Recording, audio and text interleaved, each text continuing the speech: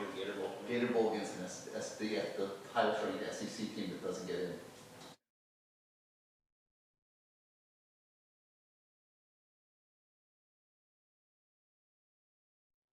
I'm thinking they would put a together. That'd be special.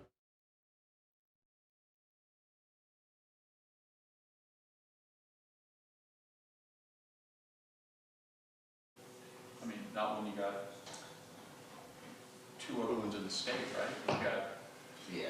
Jacksonville and Tampa, right? Well, Jacksonville will want Miami. Yeah. For that would be a really good matchup for them to have, Miami against Texas. Can't beat it. No, I mean Miami Vandy would be okay, but Miami Texas would really be good. Especially with the little few conversations.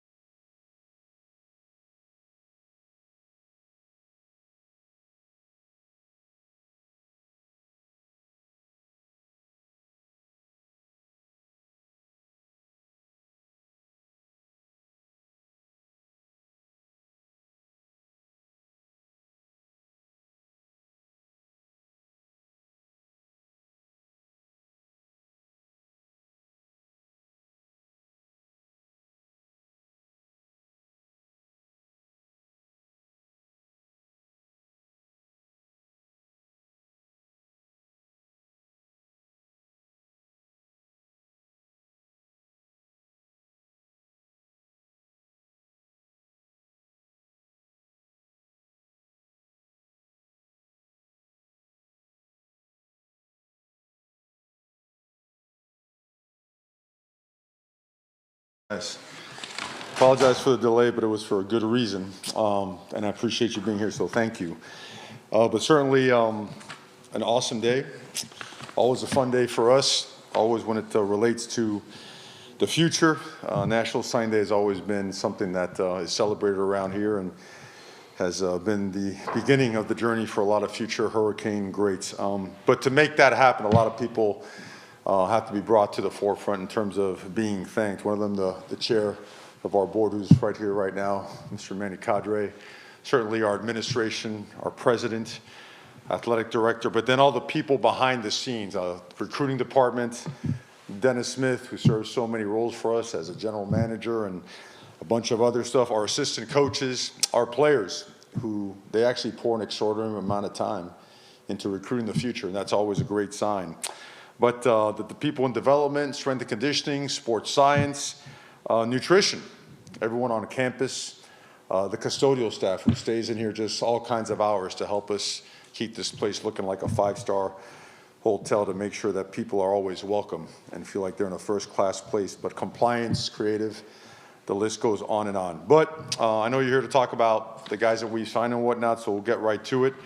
We have a really, really good football team, and we felt that today we added our deepest and most talented class to date.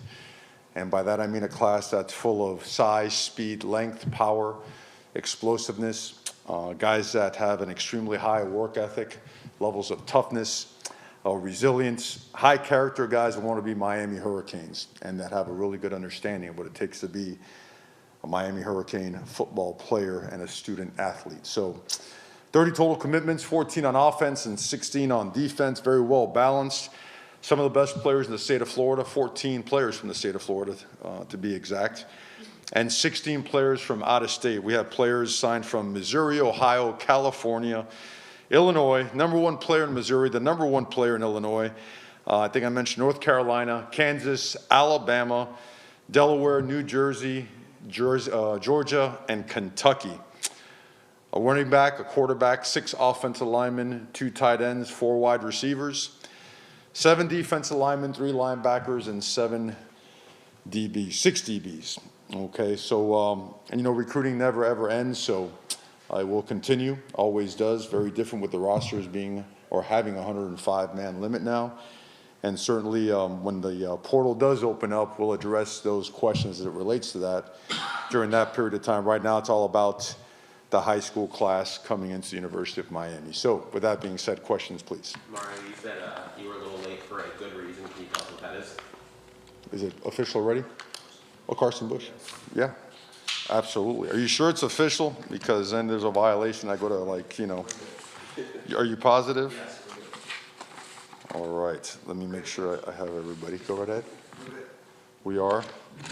All right, to make sure we got his statistics on here. We got Carson Bush from St. Xavier in Louisville, Kentucky. One of our priority linebacker targets is now officially a Miami Hurricane. You know, 6 foot, well, really almost 6'3", just under 230 pounds. State qualifier in both the triple jump and the long jump. 110 tackles, sack, forced fumble, like a legitimate ball hawk, headhunting type of guy, which you want playing right behind those big old frontline guys that we keep signing. So that's why we're late. Mario, with Jackson in particular, just what stands out to you about him physically and then obviously intangible-wise as well? You know, I wish I had the specs, but I think I have them off the top of my head. 6'7 3/4", just under 6'8", 328 pounds. Shattered the country's record for the shot put, 76 plus feet. Shattered his dad's record. You know, both parents are Olympians, by the way. And I think he had 400 pancakes in his high school career. And they're not gentle pancakes either. You know, they're ones where guys get put through the ground and beyond. But beyond his years in terms of football IQ, regular IQ, exceptional student, relentless competitor, work ethic through the roof. When you look at big guys, you look for balance and body control. And he has that and then some. His wingspan, I believe, is in the neighborhood of 83, 84 inches, which is elite. I could rattle off so many numbers, but his numbers now are that of an NFL combine offensive lineman. at a very young age. So his best football is ahead of him. He is very eager to get right to it. He is playing for a state title. He is the Gatorade Player of the Year and also the Gatorade Track Athlete of the Year in the state of Missouri, and a guy that's just getting started. Coach, you've worked with a lot of top freshman offensive linemen just throughout your career. Just how is Jackson Capital just maybe different or comparative to like other Preston and those guys? Man, we've been lucky, we've been very fortunate to work with the best of the best, and certainly Francis. And you know what, and I should mention congratulations to him, right? Winner of the Jacobs Trophy, that's for the best blocker in the ACC. Malachi today won the Rookie of the Year and the Offensive Rookie of the Year. I know there's some more awards coming, so hopefully we'll get some more good news. But, it does start up front, and that's a position that if you are solidified in the trenches, you're always going to have a chance to play really high-level football. And so, it's not just Jackson, it's the entire offensive line class. This is as excited as I've ever been about a group of offensive linemen as I've ever been. And the reason being they're all of the same type of DNA. They're all made of the right stuff. They're all legitimate workers, grinders, tough guys. They understand ball. They understand the intangibles that come with being a great football player, a great teammate, a champion. And a lot of them are playing or have played for titles before. So how do they rank? Yeah, you never know until the end, but coming in as talented or more talented than any class that we've had. And I'm sure I'll hear about that tomorrow from Cece, And Mario, just how important was that, considering how much attrition you're going to have on the offensive line this year? Defensive line too, just be able to get as many guys in the trenches on both sides as possible this class. Absolutely. Really, really important, because you know what? Nowadays, it's not like when we played. You're a little bit older than I am, But anyways, back in the day, right, you used to work all summer. You used to come in August. You used to take off your construction tool belt from working all summer or selling encyclopedias, whatever you did, and you went to the track, ran your conditioning tests, and you went to practice in August. These guys now, they're training year-round. They have nutritionists, they have trainers, they have position-specific trainers as on top of that as well, and they get to come to you in January. They get the entire winter conditioning and strength conditioning program. They get the fourth quarter program. They get to go to spring practice. They get to log 15 credits worth of progress towards their degree. They get such a head start on top of the head start that they have. So the goal for us now, being that we still feel like the value of high school recruiting is always at the forefront. Please let me know if I stand corrected. I think we started at some point in time 7 to 8 starters on each side of the ball this last game that are homegrown high school players. And what's happening now is we believe in getting as many of those players on the field as early as possible and try to get them all on the field by the time they're a sophomore. The developmental cycle has to be accelerated due to the nature of how much more transient this sport has become. So we are losing some guys, but we're replacing them with some high-level talent. We have some high-level talent guys here right now. And these guys are guys that we feel, not only from a physical and talent standpoint, but from a mentality and work ethic standpoint, toughness standpoint, can come and help us right away. Where it seems like Jordan Campbell, excuse me, Yes, sir. Jordan Campbell, he committed in 2023. A kid like this that bought in 3 years ago that signed, what does that say? I just think that those guys, they get a firsthand look at what we do on a daily basis. They're here a bunch, right? Which I think is the best part of it. Just about, I'd say 85 to 90% of the guys that we signed had a chance to either come watch us, 100% watch us in action, but about 90% of the guys had a chance to watch us practice, had a chance to watch us lift, sat in meetings. They know the level of intensity, of detail that goes into the way we coach players, the way we prepare our guys to have success at the highest level. And the others were guys that, and probably the most important part of our recruiting is the fact that we dive deep into senior year development, into senior year tape, right? So many times you fall in love with what you see from a guy as a sophomore, but what does he develop into, right? Football is a developmental sport, and the more you dive into guys into their senior year, guys that go from being 16 to 17 years old, have another summer of lifting and running and practicing, you see those guys and their performances just skyrocket. Plus it also shows or gives you an indication of their love for the game, how much time they're putting into it. And so many of the guys that we have and that we have signed and have been our best players are guys that we have taken off of senior year tape. And I want to emphasize that because that really has become a really big part of our program. And to their credit, our players, to the credit of strength and conditioning and our coaches, you know, I mean, unless something crazy happens, this is our 4th full class. So our previous classes are the first 3 full cycle classes. All 3 of them have produced a freshman All-American, which I think it's tied for the most or the most in the country. And that's a testament to identifying the right guys, but also developing them and coaching them the right way. Mario, the receiver class is rated really highly. Can you kind of walk through those guys who you brought in at receiver? They can go. They can go. You know, we'll start, the way I have them here listed, obviously Samari and Wingo was probably the biggest riser in the entire country. Ended up working himself into a top 25 player. Now, we recruited him when he was not even a 4-star guy. He came to camp, and it was easy to see. He had all the tools. He had all the intangibles, and he wanted to be a Miami Hurricane, and you could tell. And he took it to another level as a senior. I believe he has 2,500 yards, 30 touchdowns. And he's just getting started. We feel his best football is ahead of him. He'll probably end up being a 5-star guy.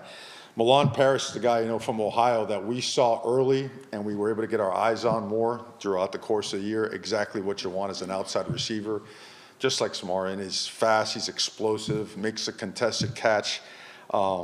He's so athletic. They put him in as on kickoff return as well in house one, 95 yards. 2-sport athlete, 15 points a game in basketball. So all these guys, for the most part, are multi-sport athletes. I know Smartin was a track guy as well, so just that versatility has helped them in their development. Vance Spafford, you know, Mission Viejo, a guy that we've known forever, was committed to Georgia, was the top-ranked slot receiver in the country, had a minor injury, which he's completely healthy from now, but also one of the fastest receivers in the entire country. A guy that I know he's I think he's 10.6 or something of that nature in the 100. And he came down to Miami. He fell in love with it, and he fits in perfectly. So, and then he's complemented by big Tyrann Evans out there in North Carolina. We're out there visiting Camden Portis. Obviously, there's a tie there. And we go right down the street and see this big old guy committed to Tennessee. And he's like, well, Miami's not recruiting me. It's like, well, we are now, you know. And that started a great relationship, and one that led us to, gave us a chance to watch him practice, watch him play. Just another big, strong, physical athlete. And I think as you look at our roster, that's probably the biggest change you see over the last 4 years. Length, size, speed, bodies that are a little bit more mature, a little bit more developed, that give you a chance just to be a more physical team, right? This game is a game of resilience. As you go deeper into the season, right, you want to get tougher and stronger than your opponent. And guys like this, even though they're receivers and people don't think of receivers as tough guys, their physical and mental makeup allow us to build ourselves in the on the perimeter just as tough of a manner as we do in our trenches. I know you're very proud of your classes. You should be. I did have a question though about the latest CFP rankings. Just wanted to get your thoughts on what was released last night. Do you think your team still has the opportunity to make college football playoff? Absolutely, and for the right reasons. We're very, you know, realistic. I mean, let's call it what it is. In the history of the CFP, there's never been a situation where two Power 4, Power 5 teams with the same record that had a head-to-head, never has the loser advanced and the winner been kept behind, you know.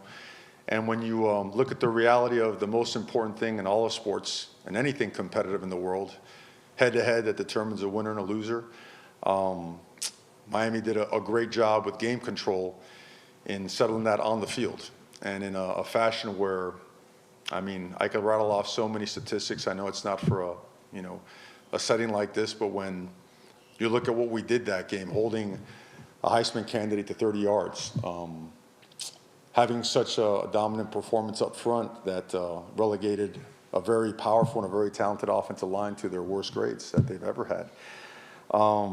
And you look at common opponents, you know, on top of the head-to-head, where we were much more convincing in 3 of the 4 common opponents that we had. It just, I think it very clearly speaks for, you know, what we have done and the totality of our resume. I think also when you look at that, you know, we talked about common opponents. Not many people talk about our out-of-conference schedule. I mean, who in the country wanted to play our out-of-conference schedule when it came out, right? It was Notre Dame, Florida, Florida State, USF, which were all at some point in time ranked, right? Top 10, top 20. And we went undefeated through that schedule, you know? So we're playing our best football, have been playing our best football for the past month. Margin of victory, 28 points. Every metric, top 1, 2, 5, 10, you name it. And you know, that word totality keeps coming up. And I think of what goes into a resume, right?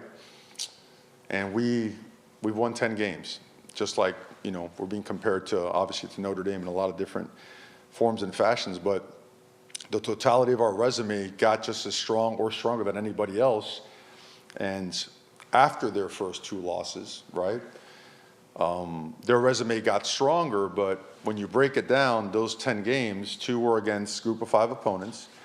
And of the other 8 games, 6 of those games were against defenses that were ranked 105 and beyond, right? 105 to 127. So I think when you start looking at the true facts surrounding a resume and how a resume is actually built, I think all those things will be taken into account. And I respectfully will always provide any and all information to whoever it is necessary so we could have a fair and honest judgment and decision on what is the reality that we're the best and most deserving team. Marco Rubio also, this made it to even like the White House pitching for the Miami Hurricanes. What does that mean to have even, you know, so many people speaking for the program, what the football team did for this season and the resume that you guys put out there? Well, I think I mean, you know that there's a lot of reality behind it when a Florida Gator speaks up for a Miami Hurricane, right? Let's start there. So, no, I think it's because, I think we all know people of that magnitude that carry such weight because of all the stuff they are doing and have done throughout their career and are going to do in their career. You don't bring that to the table unless it's backed up by facts and reality. And I think it's something that continues to have a very honest and transparent light shined upon it, and it will continue to prove itself the right thing. So we will continue to, and we really appreciate that. I mean, we think we're very honored and flattered by it, and also it just adds to our confidence that what's right is right, and eventually, you know, that'll be the case. And just a quick question to follow up with mentioning Malachi Tony, you know, the resume that he had alone on field and to have the accolades that he earned today, what does that mean with the body of work that you saw from him? And Not just him, but you can also. Okay. Yeah. just like what he did on the field, yeah. I don't know where to start with him. You know, he was, you know, can I start by saying one more thing before we get to that? Ruben Bain was just named Defensive Player of the Year in the ACC. So credit to him as well. Congratulations to him. He's up for another few awards, as is Malachi and a couple other players. I believe 19 of our guys were selected, so that's a program high. So, but yeah, Malachi's all right. You know, he's decent. He's an okay player. But I'll say it again and again, what makes Malachi what he is his approach to the game, his approach to life, his attitude towards his teammates, his complete and utter team-first mentality, his work ethic. I mean, like 5:30 in the morning for someone that age, a freshman, is really unnatural unless you're going and getting him out of bed yourself. He's here all the time, catching some, or getting some extra work on the jugs machine, diving into different meetings, just trying to gain knowledge. I think one of the most hilarious things is Malachi will go and spend time with the offensive line coach. When's the last time you see a wide receiver take time out of his morning to go sit and talk protections in the run game, you know? I guess he found his way because he got some Wildcat reps and got himself a couple of runs. But no, he certainly is, him like Ruben and so many other guys that we've talked about. I hate to just leave it at him, but he's another guy that epitomizes what being a Miami Hurricane is all about. Mario, especially we've gone this far without mentioning Darion Coleman. Just that was an early addition to the class, one of the first guys in the class. Yes. What did you guys like about him early, and how did he kind of continue to live up to that through your senior year? Yeah, I think he's thrown one interception the entire year. Finally threw one the other day. He was so upset he wouldn't, couldn't speak for a long time. But we had him in camp. We had him in 7-on-7s. He reminded us a lot, actually, of Cam Ward in so many ways because of the different arm angles he could get the ball out in. Exceptional football IQ, great human being, competitor, just always wins. You never find him getting trapped or sacked. He's always, if he's not extending a play, it's because he ran the play to the script and the way it was designed to go. But he can improvise, he can extend. The off-script stuff is excellent. And he has all the intangibles of what you want for a quarterback. And so another guy whose best football is ahead of him. Great specs, too. I mean, he was fantastic in the Elite 11. And he plays, I believe, in the state title this coming Friday. Set semifinals, I'm sorry. Finals are still 1 week away. J.D. Mallory, running back, what stands out about him? And again, I know about one of the few local guys who's in this class. Amen. Speed and power. Speed and power, you know. My nephew, you know, coaches at one of the local high schools, so I had a chance to go watch it live. And then at another one as well. He is, man, he's special. He's smart, he's big, he's tough, he's strong. A lot like some of the backs that we have right now. He's got that extra gear, great out of the backfield and catching passes in the screen game, can detach him and throw him the ball as well. He's very advanced in his protection detail as well. So a guy that we expect to come in and right away compete for playing time. Back on the quarterback situation, what do you say to the quarterback recruits when they look at, you know, you guys bringing Cam Ward in, bringing Carson in? Do they ask you about, like, am I even going to get a chance to compete and play if I sign here? Like, what's that back and forth like? Yeah, well, I think the last couple of years have been pretty unique. And but you're honest and yeah, we did bring him in, and one ended up being the top pick in the draft, and this other one is done really, really well. You know, if not for one game, would probably be in the conversation as being a Heisman finalist. So we don't ever shy away from the truth and the reality. And here you end up on the field in so many different ways. We have walk-ons that have earned playing time. We have first-year guys come in and take the position of a junior or senior. We've had guys that have been hurt and have rehabilitated and, you know, not many people thought much of, and all of a sudden they're taking a starting spot or getting significant reps. So we don't discriminate when it comes to playing time and contributing to the team. Here, if you can play and you're doing the right things on and off the field, we're going to find a spot for you. And we do want to play as many guys as we can. And I think it's very clear and evident. I'm sure you've seen some of the posts in terms of how many reps our freshmen have had that we play guys. And we don't just hand out playing time either. I don't want to ever get that confused, misinterpreted. We just really push and we grind on development. So when a guy does earn it, we just find a way to get him on the field. So I think that bodes well for us. And really down the stretch here, the big difference was, call it what it is. There was a point in time where Carson was under center, freshman wide receiver, sophomore tight end, freshman wide receiver, freshman running back behind him. 6-year quarterback, right? Freshman safety on the other side. So all that stuff is, again, I think it's a testament to the players first, but also their buy-in to a blueprint that's designed to get guys developed and on the field as soon as possible. Can you comment on the defensive backs and maybe even to what you just said? You played a couple of young guys the last couple of years in OJ and Bryce, but that group, the 6 guys you guys signed?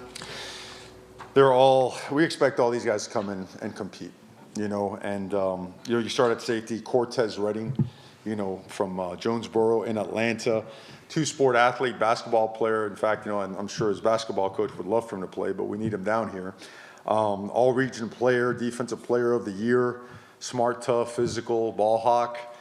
J.J. Dunnigan, I mean, that was one that we were hoping to get in on him, and it just worked out where the timing was, it just worked out. It was great. 6'3" plus, 195 pounds, fast, explosive, rangy, can play man-to-man, plays on the offensive side of the ball as well.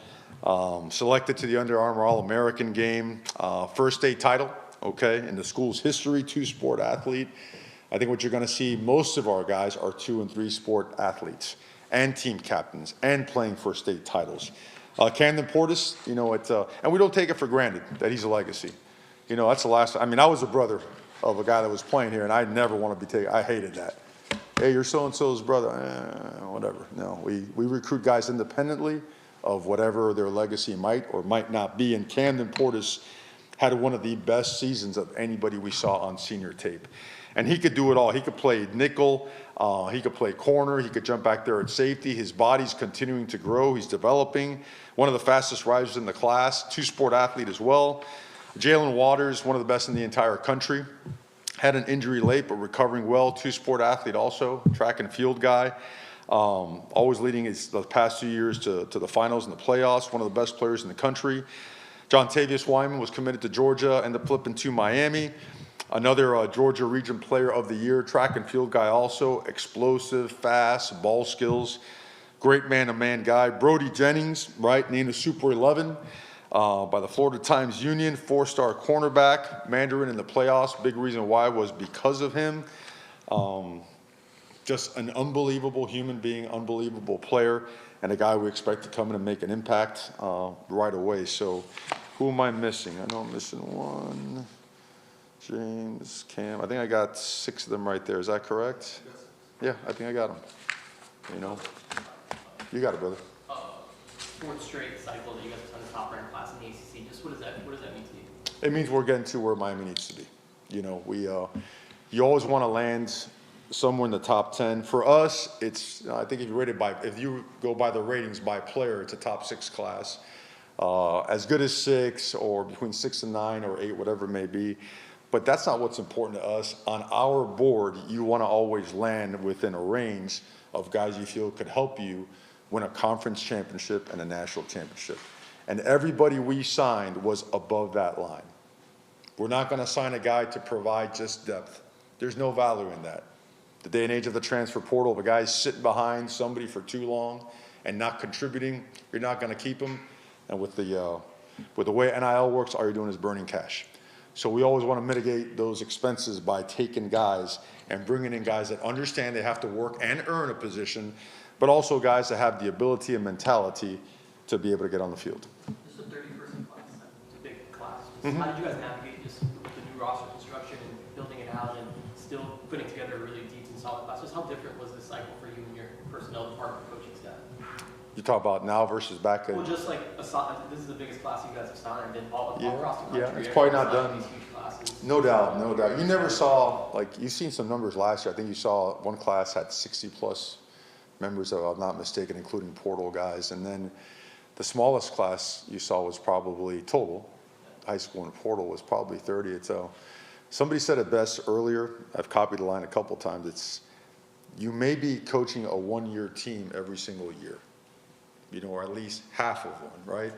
Because of the numbers and because of how just transient it is. It just, the game has changed and the rules have changed. And so the challenge behind it, I think football is football. And people always say, well, you know, kids have changed. That's a bunch of bull. Adults have changed, right? Right is right and wrong is wrong.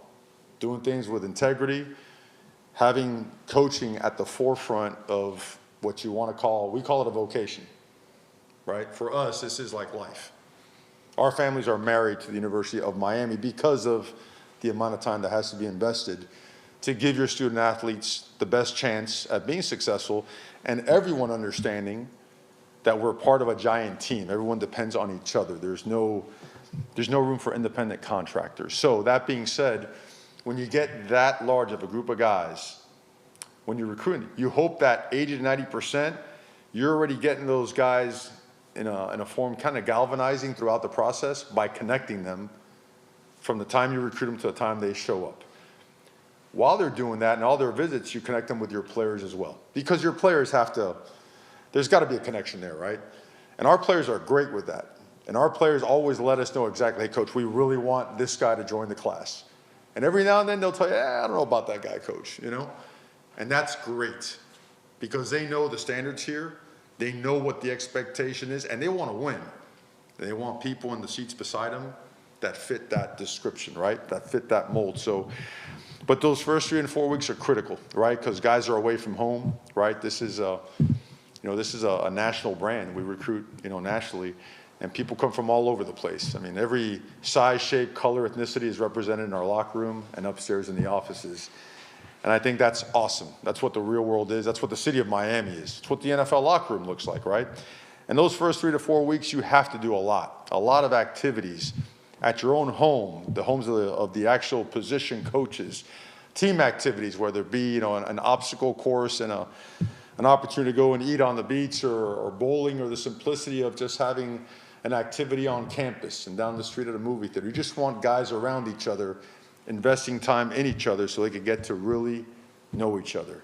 When they get to know each other, they can work harder together, and then respect is formed. So I know that's a long answer to your question, but it really is. Those first 3 to 4 weeks are everything, man. And we learned that over the years, because in those 3 to 4 weeks, it could go a couple different ways. You want it to come this way, but you want it to come together. Are you shifting a little bit away from the portal with the class, the steep and the quality you're speaking about? Are you looking to shift a little bit more away from the portal? I don't think you shift away from anything that'll make your program better. You know, and sometimes it comes in the form of high school and sometimes in the form of the portal. So that's hard to say until the dust is settled, right? And you have a really clear idea of what your roster is going to look like. We obviously have invested a lot in the high school cycle because it's always the more homegrown, the better. But you can't deny the fact that we have taken some unbelievable players and people from the portal. And if someone can make your roster better, whether they come from the portal, come from Canada, come from overseas, the junior college ranks, come in the form of a preferred walk-on, you never, ever, ever deny your program the opportunity to get better by bringing in the right people. And that's at the player level, that's at the coaching level, administration, recruiting, development, training room, doctors, anything. So I guess my answer is we don't shy away from anything that helps the program get better. And what are you thinking in terms of numbers? Are you Not even thinking about that you don't right even now. worry about numbers? Absolutely not. And would never pin ourselves in a corner where we're married to this or going to take this amount or that. We're going to do what's the very best for the program and for our players. What do you like about the 2 tight ends in this class? They both seem like very versatile guys who play kind of multiple positions in high school. My Lord, these guys are special now. They can stretch the field. They can knock you back in the run game. They're athletic enough to play outside at wide receiver and big and tough and strong enough to play in the core and close out that C gap, get involved in the run game, play in the backfield as well as an extra fullback.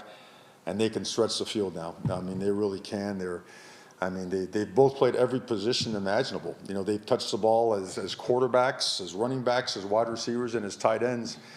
They're just really, really explosive. And they're big bodies. You know, these are 6'4", 6'5" plus guys that could flat out go.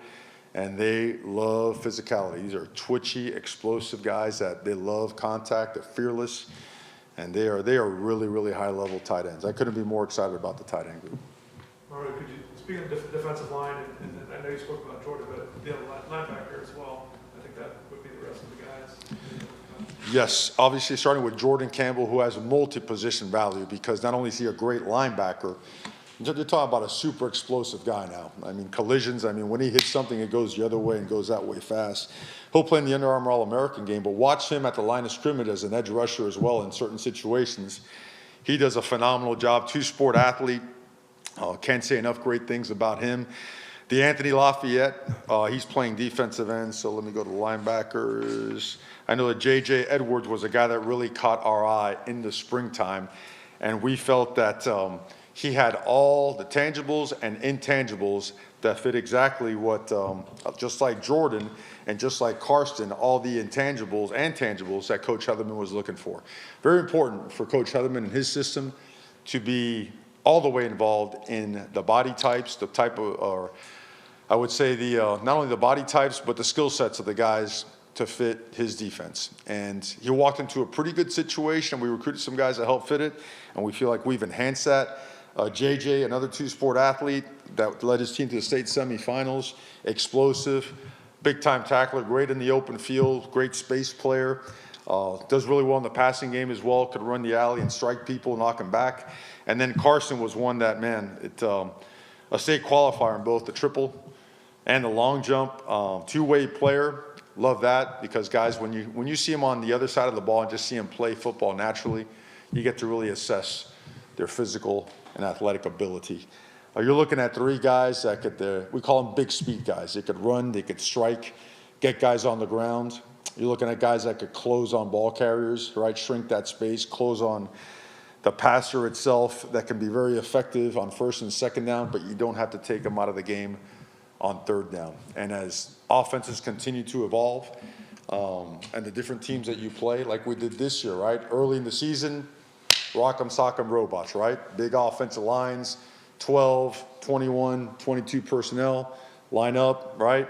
And knock them back. As the year went on, more spread out, more space playing, 4 wide, 5 wide, trying to test your linebackers in space. Guys like this allow you to keep them on the field all 3 and 4 downs.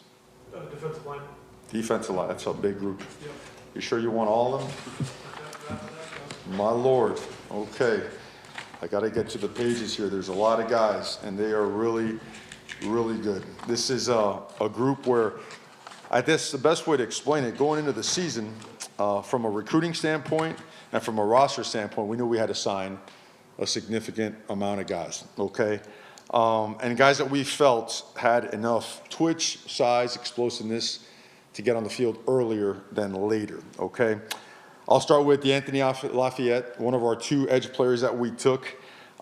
He was a 2-sport athlete. I know what award did he win recently? He won something major over there.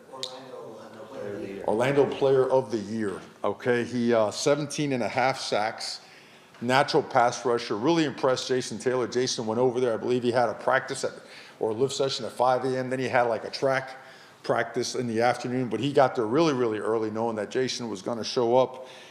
Explosive, slippery, was committed to LSU. We loved him. We never stopped recruiting him. He came to his senses and chose the right place. Ashari Charles, 6'3", 235, 240 pounds. I mean, this is, you know those videos of guys that jump out of the pool, you know, like land on their feet on the edge? He's one of those type of guys, all right? Power clean, 320 plus pounds, one of the most disruptive players in the state of Florida. He's a first-team All-State player and one of the Gatorade Player of the Year candidates. Explosive track and field guy as well. Those were the 2 edge guys. Inside, we took Tyson Bacon, Frederick Saintius, Keyshawn Stansel, Big Chook, and Logan Nagel, okay?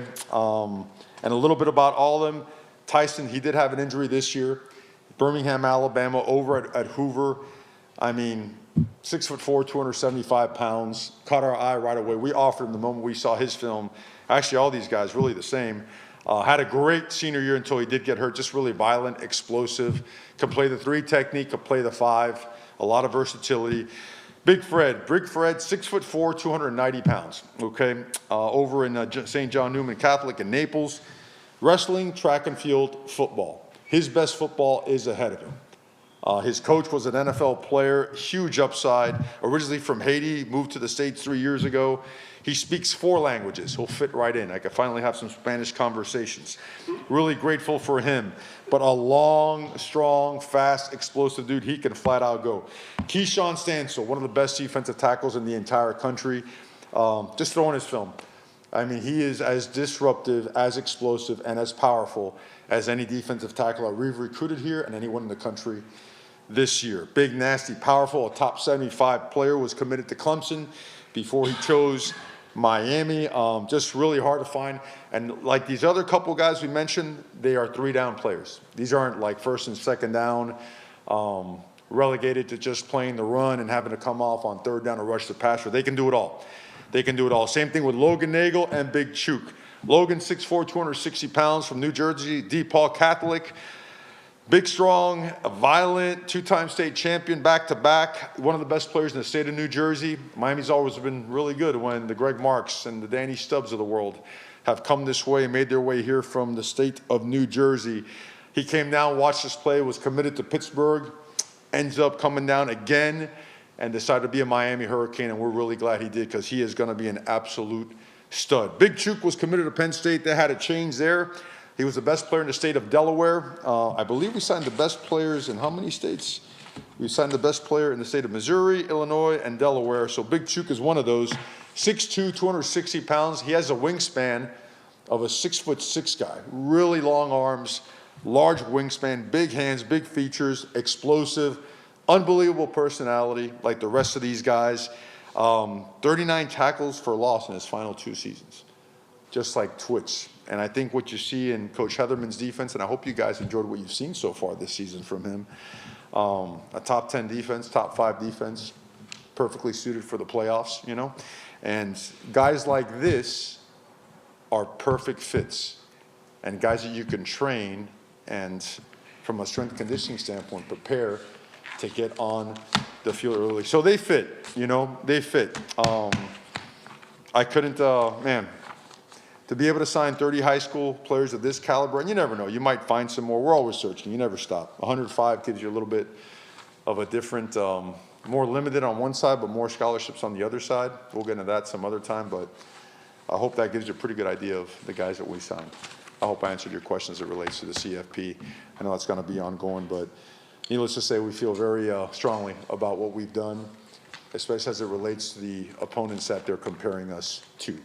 And for the right reasons, no, not creating any narratives, always respecting everybody, because I believe in that. I believe in that. Don't take shots at people, respect football, respect your opponents, but make sure that your case is stated properly, honestly, transparently, and of course, strongly. So, what you got, man? Anything else, Coach? That's it. All right. Guys, thank you. You're going to love talking to these guys. I can't wait to get these guys here and for you guys to be around them, because, you know, you got to wake these guys up in the morning because you want to get them on FaceTime, right? Because they get faxed in at 7 o'clock, and we tell them all, brother, that means 7 and 1 second. That's when your letter comes in. And we mess with them. We tell them, hey, first got to come in. You get to pick your dorm. If not, you know, if you get to in first, you get to overlook the pool. If you don't, you get to overlook the parking lot, you know. If you're last, your receiver, you're going to get number 65. If you're first, you get your jersey of choice. So it was really neat watching these guys over the course of the last year or so get to know each other, show up to games, come to practice, and really connect with our players. I mean, it's really, really neat the way this roster has come around. The more we've won, the more this team and program have progressed. There's some unbelievable times coming for the University of Miami. So proud to be a part of it, fired up for these guys. And God bless you, man. Appreciate you being here today. Thank you. All right. I even dressed up for you guys today.